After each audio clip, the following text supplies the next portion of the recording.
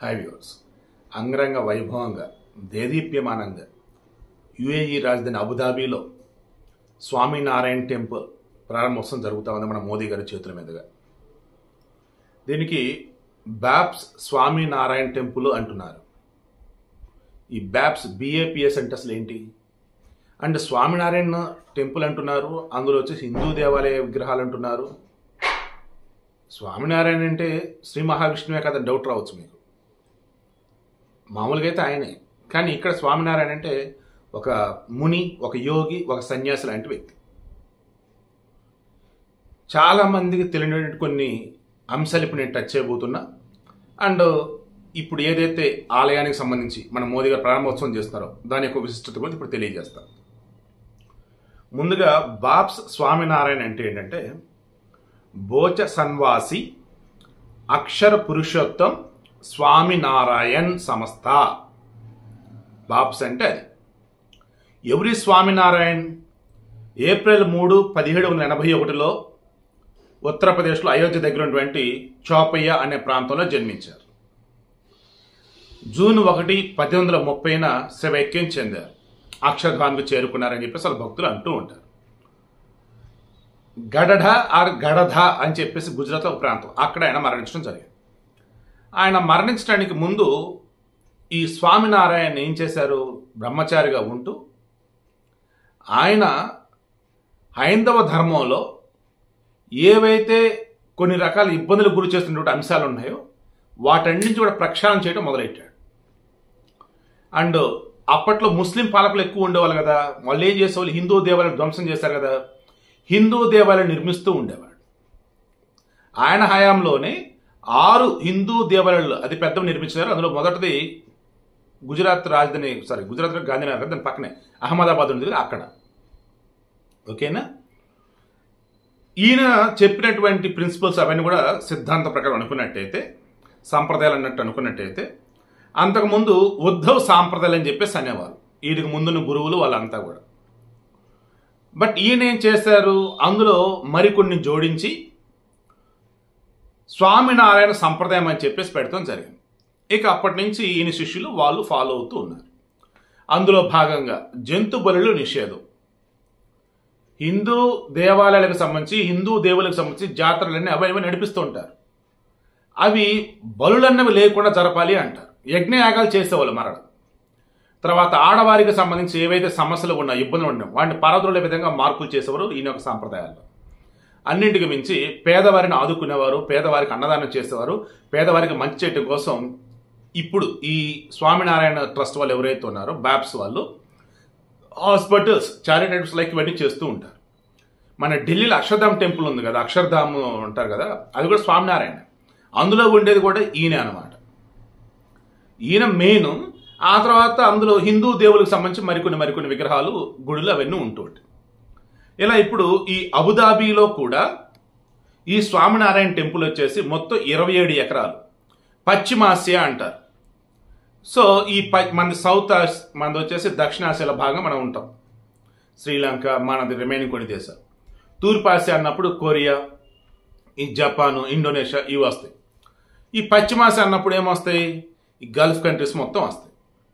ఈ పశ్చిమాసియా మొత్తం మీద చూస్తే అతిపెద్ద హిందూ దేవాలయం ఈ స్వామినారాయణ టెంపుల్.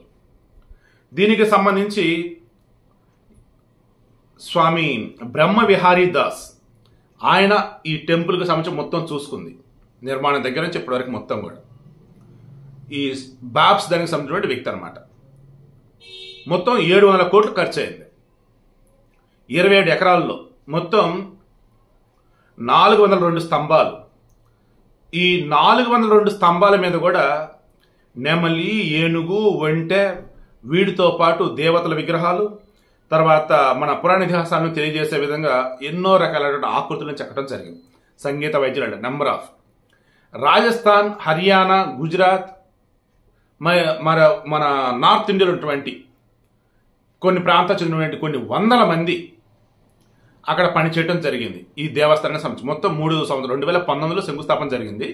ఆ కరోనా ఆంక్షలు అవన్నీ మొత్తం తీసి పక్కన పెడితే 3 సంవత్సరాల పాటు అక్కడ వీళ్ళు రేయింబోళ్ళు పనిచేసి కట్టడం జరిగింది. అయోధ్య రామ మందిరానికి సంబంధించి మనం చూసుకుంటే ఇప్పుడు ప్రజెంట్ ఉన్న ప్రాణప్రతిష్ఠ చేశారు కదా బాలకరామునికి సంబంధించి అక్కడ. అయోధ్య రామాలయం వచ్చేసి ఎలా సిమెంటు ఇనుము ఇటువంటి వాడలేదు కదా, సేమ్ అటువంటిది ఇక్కడ కూడా. అయోధ్య రామ మందిరానికి ఎటువంటి శిలలు అయితే వాడున్నారో, ఎటువంటి రాళ్ళు అయితే వాడున్నారో ఆల్మోస్ట్ ఇక్కడ కూడా అటువంటివే వాడున్నారు. ఇక అయోధ్య రామ మందిరం ఎలాగైతే 1000 ఏళ్లుగా పైగా పటిష్టంగా ఉంటుందో, ఈ అబుదాబిలో ఇప్పుడు ప్రారంభోత్సవం చేసినటువంటి ఈ లక్ష్మీనారాయణ టెంపుల్ కూడా అంతే స్టాండర్డ్గా ఉంటుంది. తర్వాత ఇక్కడ వచ్చేసి అబుదాబి వచ్చేసి అంటే యుఏఈ రాజధాని, భయంకరమైన ఎండ, మరి ఎలాగా, అందుకని రాజస్థాన్ చెందినటువంటి పాలరాతిని అక్కడ వాడటం జరిగింది ఎక్కువగా నిర్మాణంలో. సో చల్లగా ఉండిద్ది అన్నట్టు లెక్క అనుకోవచ్చు, అంటే ఎంత టెంపరేచర్ తట్టుకుని ఉండిద్ది అన్నట్టు అనుకోవచ్చు. ఓకే, ఇక ఆలయం ముందు వచ్చేసి గంగా యమున నదులని గుర్తు చేసే విధంగా ఆర్టిఫిషియల్ వేలో ఆ నదులు పారుతున్నట్టుగా అందంగా డిజైన్స్ అవి చేస్తున్నారు. అండ్ ఫౌండర్స్ అవన్నీ కూడా పెట్టున్నారు.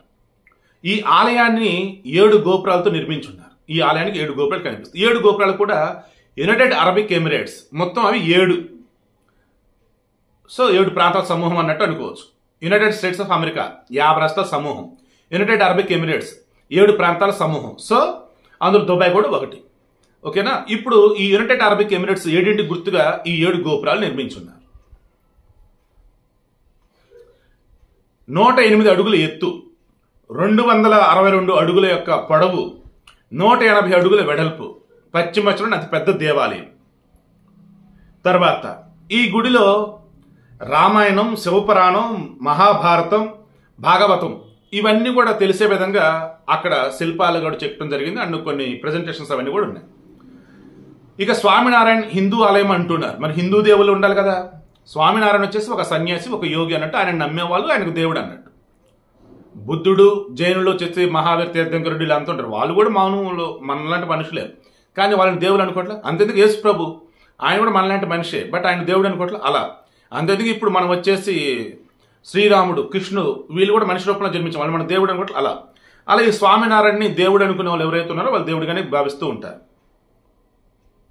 ఇక గుడిలో వచ్చేసి వెంకటేశ్వర స్వామి, పద్మావతి వాళ్ళ యొక్క టెంపుల్, తర్వాత రాధాకృష్ణునికి టెంపుల్, అండ్ శివపార్వతులకు సంబంధించిన టెంపుల్, అయ్యప్ప స్వామి టెంపుల్, గణేష్ టెంపుల్, సీతారాముల విగ్రహాలు, అండ్ ఆంజనేయ స్వామి, లక్ష్మణుడి వీళ్ళ విగ్రహాలు కూడా ఉంటాయి.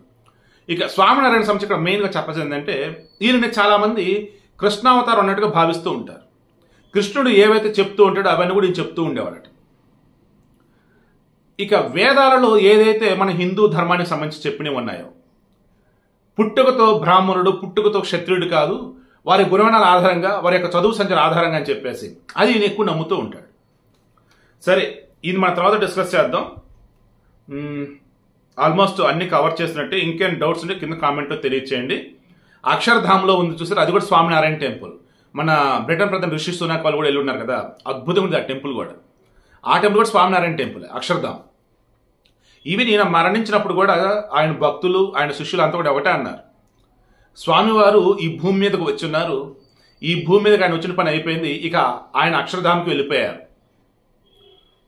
సో ఆయన తర్వాత మనం ఏదైతే ఉన్నామో మనం ఆయన చెప్పినవన్నీ కూడా పాటిద్దాం. ఇక నుంచి ఉద్ధవ్ సాంప్రదాయాలు కాదు, ఇక నుంచి స్వామినారాయణ సాంప్రదాయాలు అన్నట్టుగా వాళ్ళు భావించి ఆ రకంగా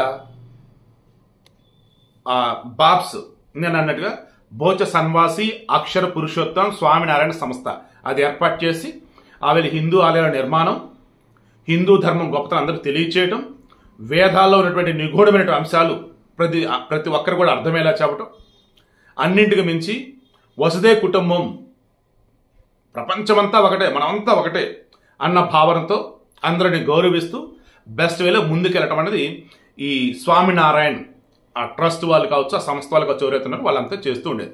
ఇస్కాన్ శ్రీకృష్ణుడికి సంబంధించింది.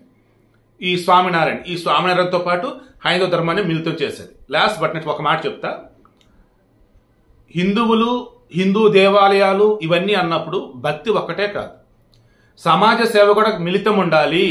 ఇదే మన పురాణ ఇతిహాసాల్లో వేదాల్లో చెప్పింది అన్నది వీళ్ళ యొక్క మెయిన్ కాన్సెప్ట్. హిందూ ధర్మం ఉండాలి, హిందూ ఆలయాలు, హిందూ దేవులను పూజిస్తూ ఉండాలి. బిసైడ్స్ దాట్ సోషల్ సర్వీస్ అనేది కూడా మ్యాండేటరీ అంటారు వీళ్ళు. అందుకే వీళ్ళకి ప్రపంచ దేశాల నుంచి ఫండ్స్ అవన్నీ కూడా గట్టిగా వస్తూ ఉంటాయి. అందుకే ఈ స్వామినారాయణ సంస్థలు నిర్మించి ఏ టెంపుల్స్ అని మీరు చూడండి ఎక్స్ట్రాడినరీ వేలో ఉంటాయి. అలా ఈ టెంపుల్ కూడా ఎక్స్ట్రాడినరీగా ఉంది. ఆల్రెడీ మీరు చాలా మంది లైవ్ చూస్తూనే ఉంటారు. సో ఇది స్వామినారాయణ అంటే ఒక సన్యాసి, ఒక యోగి, ఒక ఋషి లాంటి వ్యక్తి అనుకోవచ్చు. వెనకాల అటాచ్ చేస్తాం చూడండి, ఆయనే స్వామినారాయణ అంటే. 1781 పుట్టారు, 1830లో మరణించున్నారు. అంటే 50 సంవత్సరాలు, ఇదొక 20 అదొక 30, 50 సంవత్సరాలు ఈ భూమి మీద ఆయన ఉన్నారు.